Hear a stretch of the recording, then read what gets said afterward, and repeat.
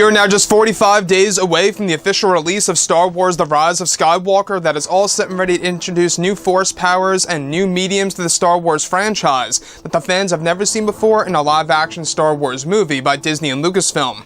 This is Mike Zero. Make sure to subscribe if you are new to the channel for future Star Wars content. Now, one thing about Episode 9 that a lot of fans are very much invested in is, of course, to see exactly how J.J. Abrams is going to really utilize the characters of Rey and Kylo Ren, and exactly how that's all going to be used on the big screen in order to really develop these characters from start to finish of Episode 9.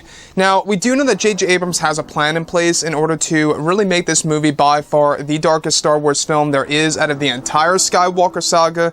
To be completely honest with you, I really feel that that is going to be a very hard task to really complete, given that Revenge of the Sith was pretty much the darkest of the darkest that you can get in a Star Wars movie, at least in my point of view.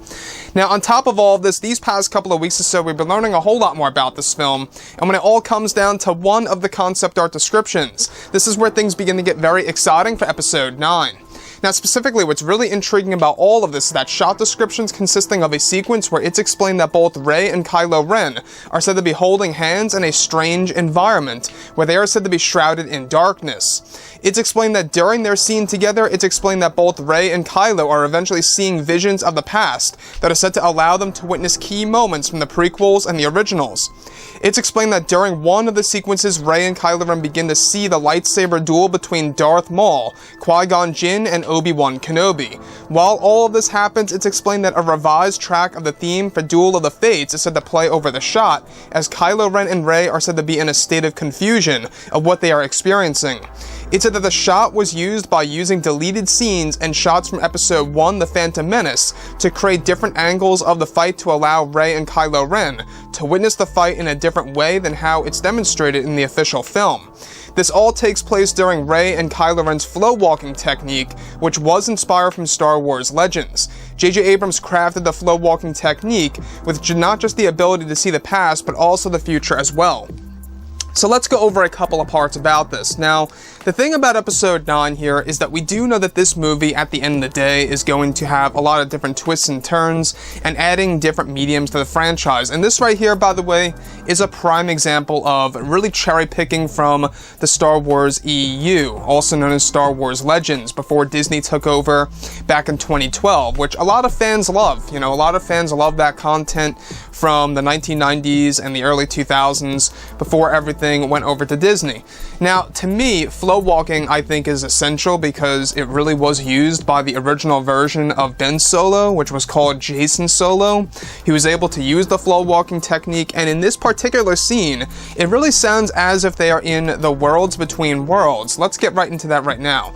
So the Worlds Between Worlds, as you guys saw in Star Wars Rebels in that episode where we have Ezra Bridger, you know, walking on that metallic bridge, and he's as if he's walking in space. That's generally what it looked like, right?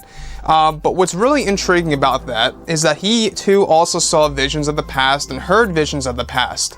And in this scenario, that's exactly what's happening with both Rey and Kylo Ren. It's very possible that, of course, you know, Disney and Lucasfilm are trying to recreate their own version of flow walking, or their own version of the Worlds Between Worlds, if you will, that's going to connect with Dave Filoni and his vision of time travel, essentially. Essentially, flow walking is time travel. The same exact thing goes for the Worlds Between Worlds. I mean, think about it, right? We had Ezra Bridger literally save Ahsoka Tano by going through the portal and pulling her out from getting killed by Darth Vader. Now, that's different than flow walking, because flow walking, you cannot change the events of the past or the future, and you can only witness it. However, with the Worlds Between Worlds, we all saw what Ezra Bridger was able to do, and that was a prime example of Dave Filoni really kind of changing the game when it comes to Star Wars, which a lot of fans reacted in different ways. I will be honest, you know, there were a lot of people that acted in a negative and a positive way of that decision of the Worlds Between Worlds. Some people feel that that should have not been added into the Star Wars universe, while others feel like it actually evolved the Star Wars franchise in a positive way. Now, moving on forward here, how they are seeing the battle between Darth Maul, Qui-Gon Jinn, and of course Obi-Wan Kenobi, brings us way back to Star Wars Episode 1, The Phantom Menace, and really tells us that they really are trying to make this the true culmination of the Skywalker saga, and to really insert many different pieces of nostalgia that the fans have never really seen before in a Disney Star Wars movie to that max, the fact that the JJ is really trying to really go to the maximum potential that he has right here with the nostalgia that he's going to insert. You can see exactly why they're trying to put this all in here in order to really make us view the prequels and the originals in a different light, and to really have, the feeling of going back to those movies at the very end of the Skywalker saga, since this is going to be the last Skywalker saga movie before they move on to the new Star Wars trilogy, also known as the 4th trilogy. Anyways, guys, drop a comment below. Let me know what you think about all of this in the comments, and if you guys did enjoy the content for today, do make sure to drop a thumbs up on this video to support the channel. I thank you all so very much for the kind support, and I'll catch you guys next time.